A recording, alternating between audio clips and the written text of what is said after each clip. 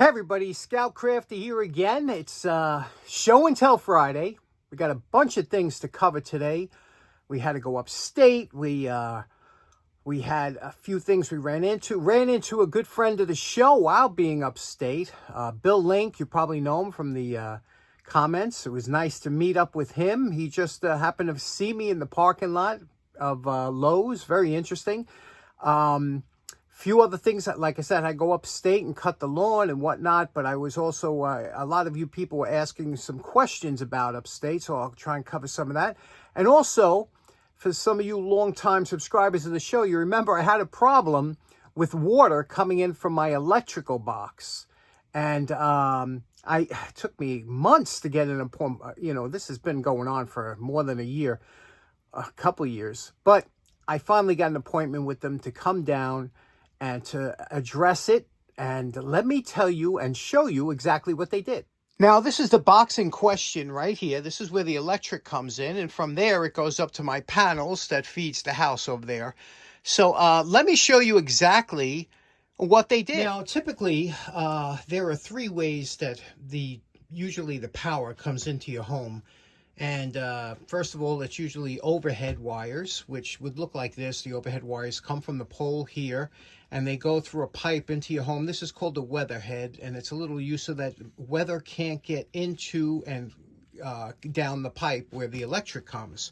So that's called a weatherhead. They put that, and this will go to the pole. That's overhead, what they call, wiring overhead. If you have underground wiring, there are two ways that they usually do it. One is called direct wiring, and that's where you have your telephone pole here and the wire or whatever. You can have a box. The wire goes there, and then it goes into a pipe in the ground, and then it just runs. They just run the wire, without any covering, into a pipe that goes into your house, and that's called direct.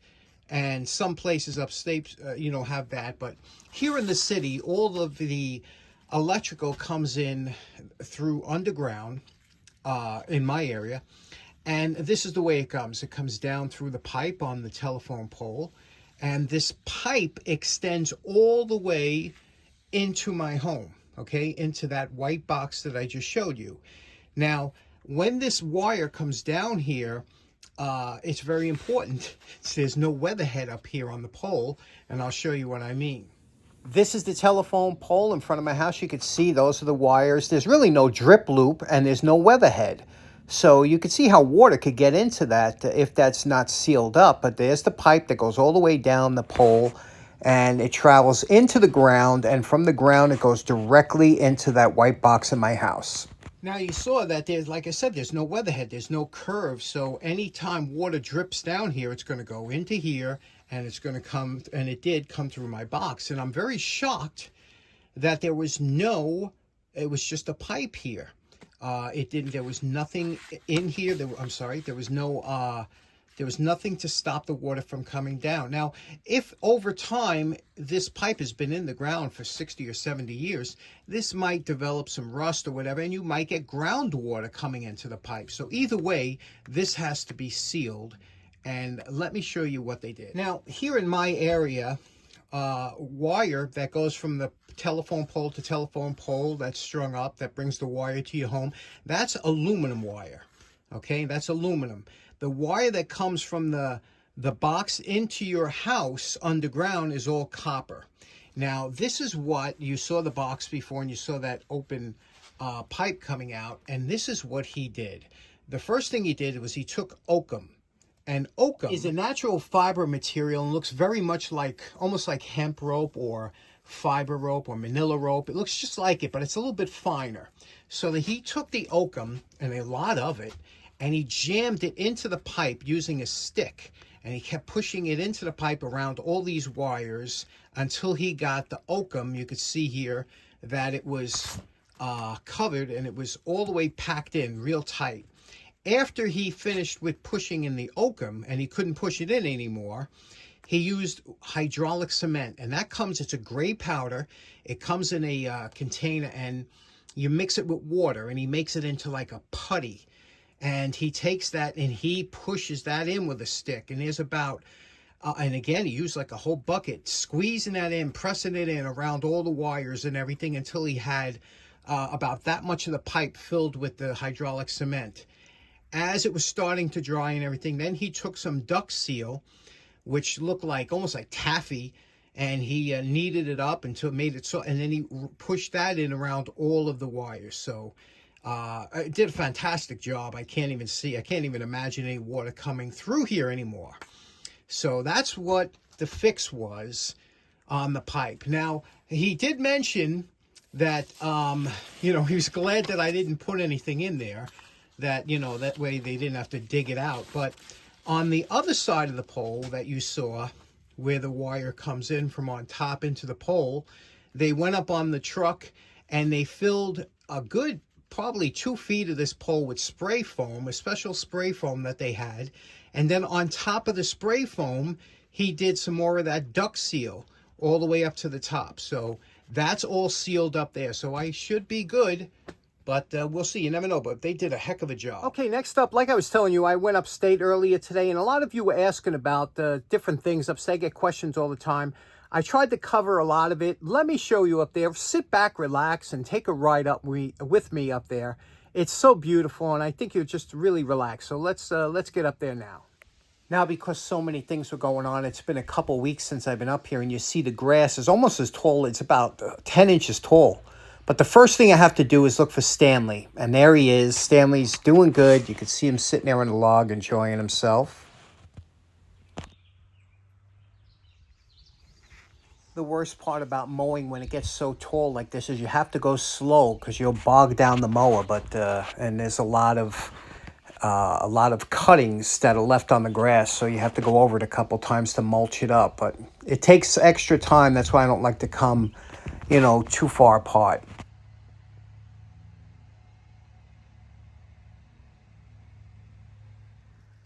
Now, one thing about the woods, if you don't take care of them, they can give you some trouble, and I'll show you what I mean. I don't do much here. I did a couple of years ago. I used to really come in here and try and clear out a few, but let me show you what happens with a lot of these, especially these silver birch trees. Now, these silver birch trees, the one thing about them is they tend to grow wherever the light is.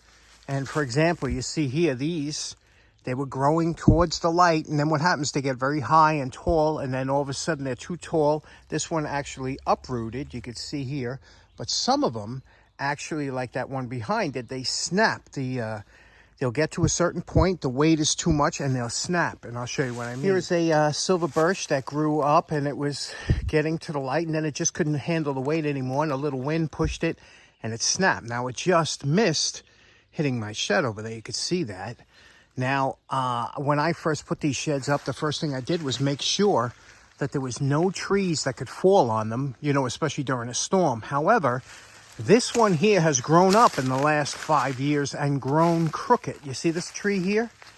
It has grown crooked, and look where it is. You see how high it goes?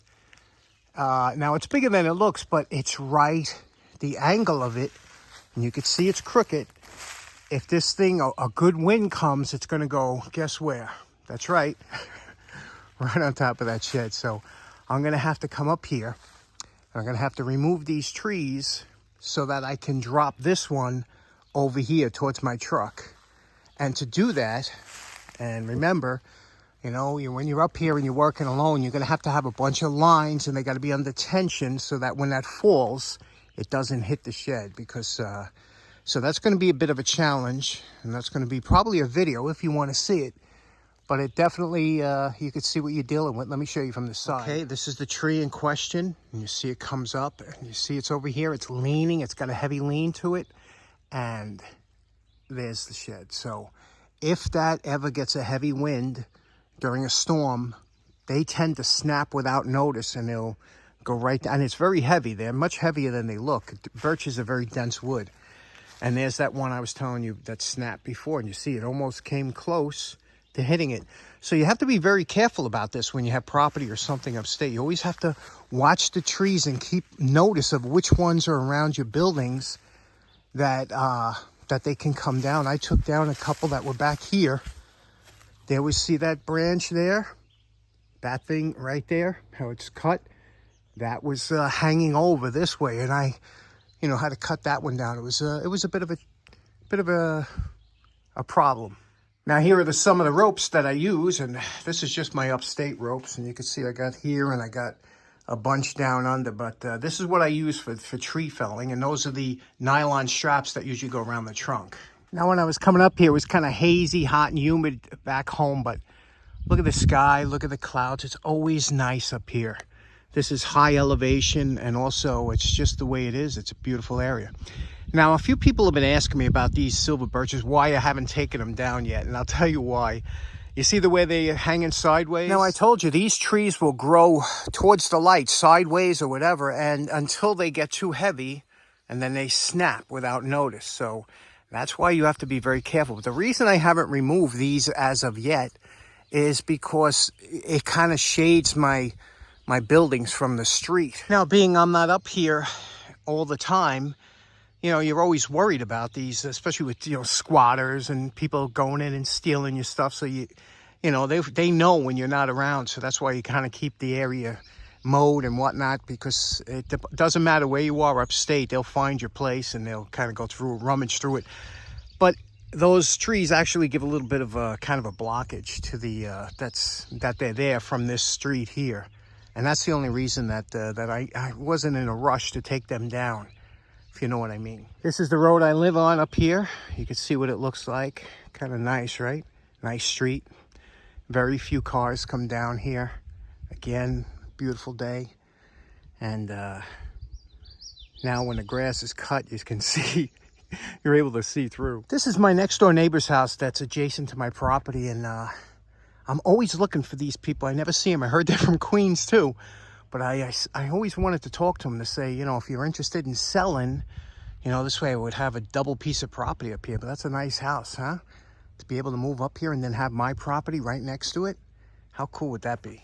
Now, on my way back home, sometimes I stop at Lowe's in Middletown, and I always like to look at their hammer displays, things like that. See if there's anything on sale, anything new in their tool section. And look at this. This is a Craftsman ball peen hammer. Look at the head on this, and they have it in a 24-ounce size too. And let me ask you something. Is it me, or is this the ugliest hammer that you've ever seen in your life? Okay, next up, you remember this beautiful fixture that was given to me by Carl and Mara from Pottstown, Pennsylvania. Remember up at Jacktown, they gave me this, and we did it on the channel. And it's just beautiful, right? But it needed a globe. So I went up to Lowe's up in Middletown, where I met Bill. And when I was in there, it's funny, I needed some wire nuts, you know, and I said, but they're expensive. I wanted to get these. Now, if ever you want to see the best video on wire nuts and wire types, you got to go visit my buddy John Crane and check out his video on wire nuts. He has everything you can imagine. Fantastic video. Anyway, just check out Right On with John Crane. I'll put a link to this in the description. These are expensive. And John recommended them, an ideal, they're made in America, but these things are like $16. But it just so happens when I was checking out, and I told Bill, and we were laughing about it, when I was checking out at the register, they charged me for the, check this out, they charged me $3.47 for the wire nut connectors, which was the wrong price. But hey, look, when you're doing self-checkout, I can't argue with the computer, so that was a good deal. But anyway, I picked up a globe that I think, now I had to eyeball it, but they're usually a standard size. But look at that. So what do you think of that globe? Let's put a light bulb in. I think this looks like kind of vintage looking and ribbed glass. I like it.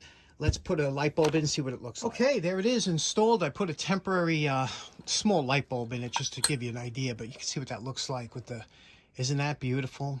I think it'll really look nice. You can put any kind of light bulb you want in there, but I really think it adds to the look of the fixture. The fixture would hang like this from upside, you know, from the top of a ceiling or whatever, but isn't that beautiful? Again, Carl and Mara, thank you so much. Okay, next up and last up for our show and tell, you know, I love spark plugs. I have a collection of nice spark plugs, as you know, and Champion was always a great name in spark plugs, but this one here is a little bit different. And what this is yes, you guessed it, it's another Avon spark plug decanter.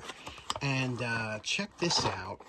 Look how beautiful that is. Now, people that collect spark plugs like myself, there's a couple type of collectors. There's the people that collect the actual plugs, and there's also people that collect the memorabilia and advertising that went along with them. And there is big money in that market.